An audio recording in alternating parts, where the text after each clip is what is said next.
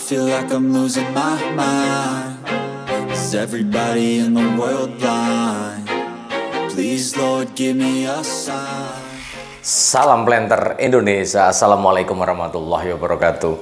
Di malam hari yang berbahagia ini izinkan The Brondol menjelaskan dan menjawab pertanyaan dari sahabat The Brondol yang mau menanam menggunakan 3 varietas dalam sebuah hamparan. Pak Pendi, saya akan menanam dengan menggunakan DP 239 dari PPKS, DP Sains 1 Kalabar, dan DP TN1 dari PT Bakti Tani. Bagaimana sih Pak Pendi menanamnya? Apakah harus selang-seling atau bagaimananya? Maka malam hari ini izinkan The Brondol untuk menjelaskan cara menanam, pola penanamannya. Terkadang kita ketika menanam kelapa sawit ada hal yang harus dipahami, yaitu bahwa kita harus mengetahui yang namanya panjang pelepah. Ketika kita tidak mengetahui panjang pelepah atau spesifikasi dari panjang pelepah yang dari varietas ini, maka otomatis kita akan melakukan penanaman dengan menggunakan jarak tanam yang disamakan. Yang kemarin beberapa waktu yang lalu The Brondol menyampaikan, kalau kita ngomong DP 239, maka rekomendasi yang diberikan oleh PPKS sendiri adalah di 9,2 kali 9,2 kali 9,2 atau setara dengan 136. Bahkan ada yang menanamnya dengan menggunakan 9,4 kali 9,4 kali 9,4 yang pokok per hektarnya adalah 130. Ini kalau misalnya 9,4 kali 9,4 ini, maka ketemunya adalah 130 pokok per hektarnya. Kemudian ada DP Sains 1 Kalabar dengan spesifikasi panjang pelepah yang cukup sedang, di mana rekomendasinya adalah 143 pokok per hektar. Dan ini benar. Di tempat saya kerja itu DP Sains 1 Kalabar ditanam dengan 9 kali 99, 9 kali 9 kali 9 dengan jarak antar barisannya adalah 7,8 yang bisa menampung 143 pokok per hektar. Sangat baik sekali pertumbuhannya. Kemudian ada TN1.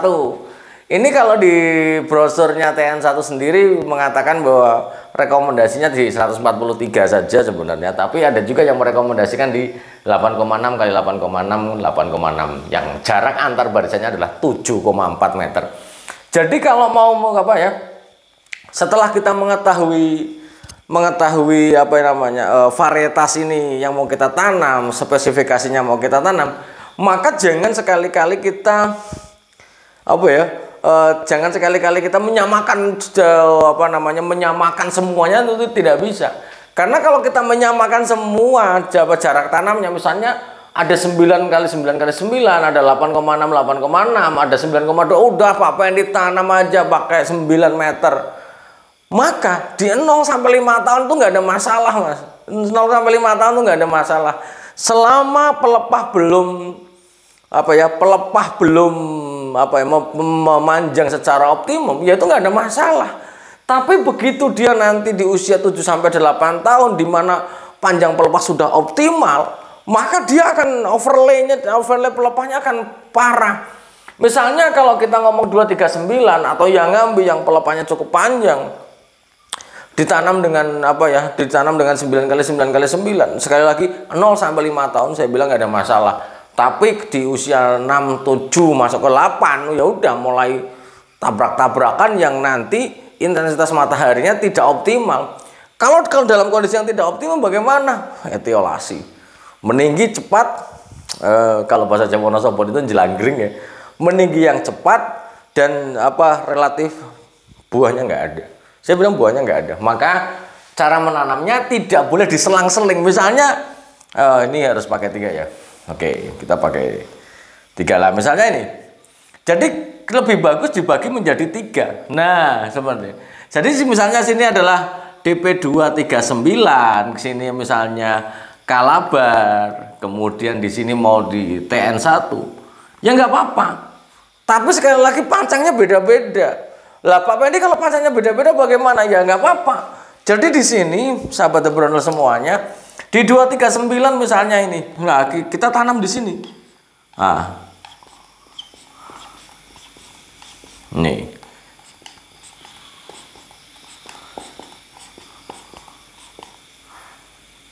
Kemudian ini.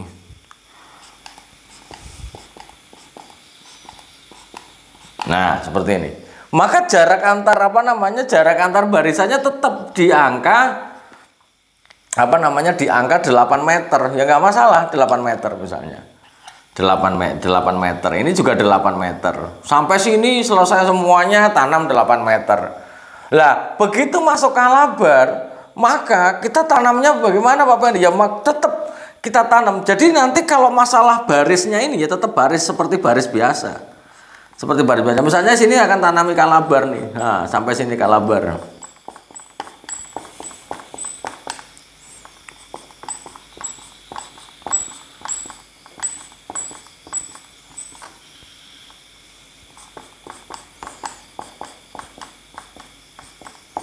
Nah, misalnya kayak gini, ini kalabar, ya nggak apa-apa. Misalnya ini jadi jarak antar barisnya ini jarak antar baris ini jadi 7,8. Ya 7,8 nggak masalah. Kemudian di sini di sebelah sananya kita tanam pakai PT dari TN1 misalnya.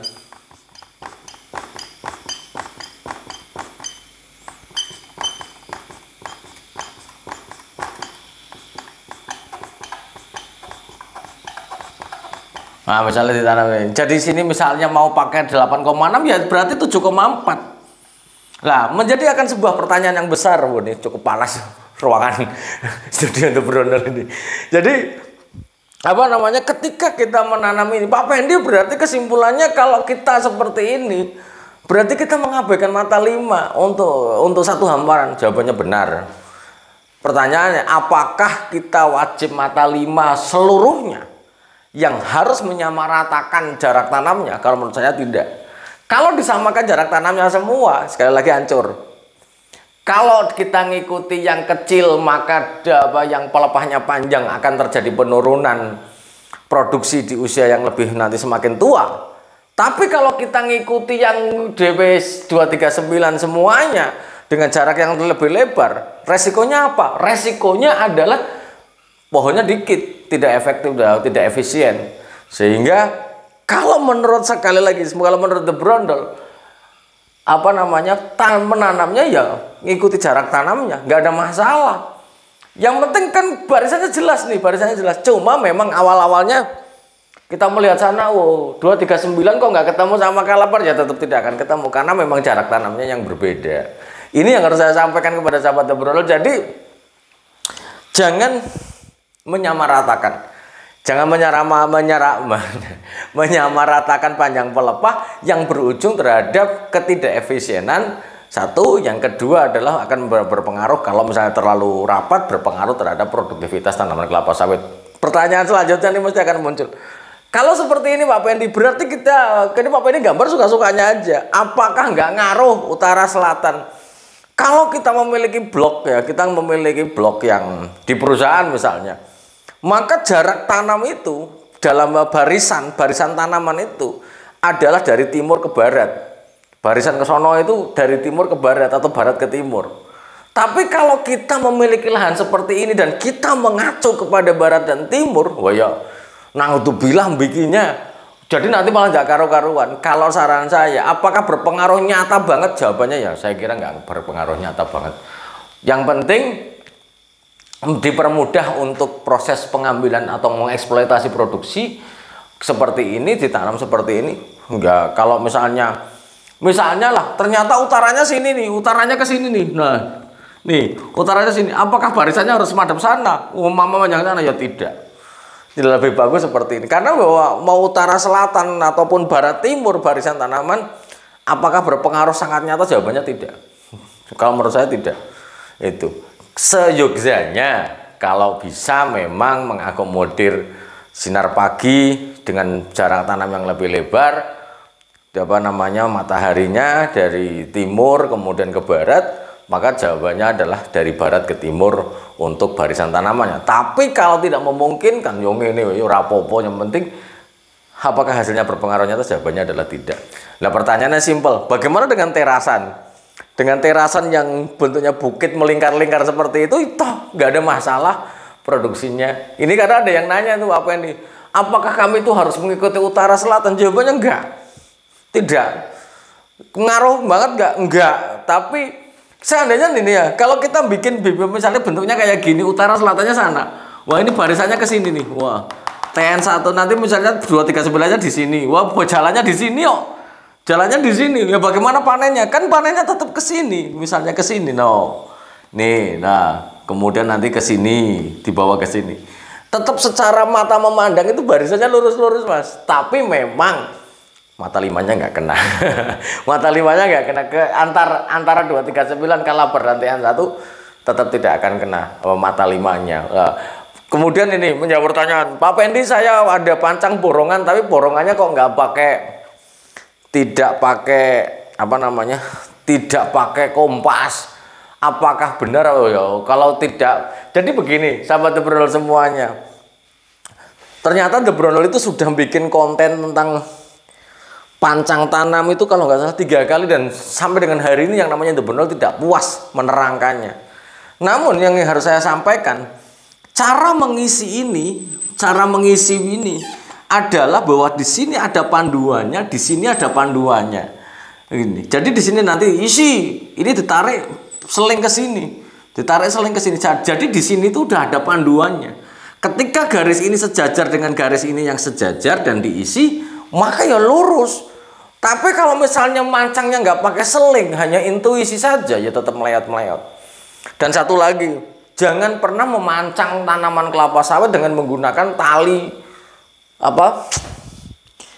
tali plastik. Kalau orang sini bilangnya, kalau bilang sepeda itu tambang plastik yang ketika tarik panas banget. Kalau bahasa teman-teman aku itu panas jempret, itu panas banget ya, melar. Jadi kalau bisa memancang adalah menggunakan seling, walaupun seling 3 mili saja yang kecil juga nggak apa-apa. Dengan faktor elastisitas yang relatif yang kecil, tidak molor, maka ya insya Allah akan jadi untuk proses penanaman ini. Mungkin ini aja dulu yang dapat saya sampaikan di kesempatan di malam hari yang berbahagia ini, karena memang cukup panas ini namanya studio The Brondol ini. Tapi ini yang mungkin bisa saya jawab untuk menjawab penanaman ketika kita menggunakan panjang pelepah yang berbeda.